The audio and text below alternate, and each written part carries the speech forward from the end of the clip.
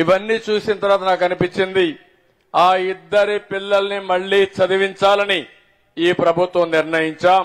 తప్పకుండా ఆ పిల్లల్ని చదివిస్తానని చెప్పి మీ అందరికీ హామీ ఇస్తున్నా. అవసరమైతే ఆ అమ్మాయిని రెసిడెన్షియల్ స్కూల్లో పెడతాం, ప్రభుత్వం చదివిస్తాం. అబ్బాయిని కూడా చదివించమన్నాను. చదివించిన తర్వాత అవసరమైతే తొందరలోనే మనం అనుకున్న ప్రకారం తల్లికి వందనం కింద ఇద్దరికి కూడా 30,000 రూపాయలు వస్తుందని చెప్పి కూడా ఈ సందర్భంగా మీకు హామీ ఇస్తున్నా. అదే సందర్భంలో ఆవిడకి ఇవ్వాల్సిన చెక్ పెండింగ్ ఉంది. ఇప్పుడే కలెక్టర్ గారికి ఆదేశాలు ఇచ్చాను. మీ అందరి సమక్షంలో ఆ అమ్మాయికి చెక్ కూడా అందజేస్తున్నాం. ఇక్కడే ఆ అమ్మాయి ఇక్కడ ఉంది.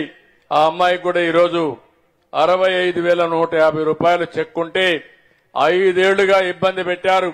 ఇమ్మీడియట్ గా చెక్ కూడా అమ్మాయికి అందిస్తున్నారని చెప్పి కూడా నేను మీకు తెలియజేస్తున్నా. తీసుకో అట్రమ్మా, అడ్డుడమ్మా. ఇది ఎందుకంటే ఆ అమ్మాయికి రావాల్సిన డబ్బులు 5 సంవత్సరాలు ఇవ్వకుండా ఇబ్బంది పెట్టారు. అందుకే పిల్లల్ని కూడా చదువుకు నిలిపేసి అప్పులు కట్టుకుంటూ పిల్లల్ని కూలి పనికి పంపించే పరిస్థితి వచ్చింది. ఇలాంటి దుస్థితి రాకూడదని నేను కోరుకుంటున్నా.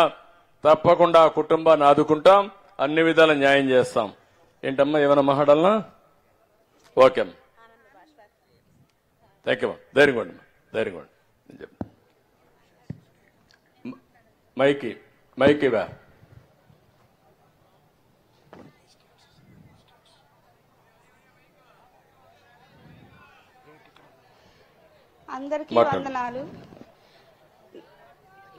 అందరికీ వందనాలు. తెలిసి తెలియక తప్పుగా మాట్లాడితే క్షమించండి. ధైర్యంగా మాట్లాడు. బాబు గారు చెప్పిన కుటుంబం నాదే. నా కుటుంబాన్ని ఆదుకుంటామన్నారు బాబు గారు. అలాగే నా పిల్లల్ని చదివిస్తామన్నారు. పని పంపించే పిల్లలు నా పిల్లలే. కూలి చేసుకునే నా భర్త.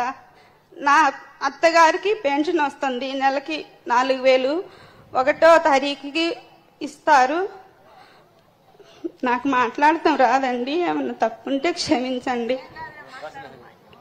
ఫ్రీగా మాట్లాడమ్మా, నువ్వేం చెప్పాలి ఇంట్లోనే మాట్లాడు.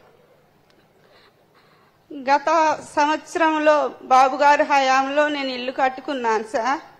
అప్పుడు 2 బిల్లులు వచ్చేసాయి, మిగతాయి రాలేదు. వైసీపీ హయాంలో నేనైతే ఏ లాభం నాకేమి రాలేదు.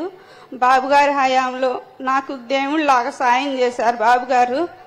బాబు గారి సాయం నేను జన్మలో మర్చిపోలేను.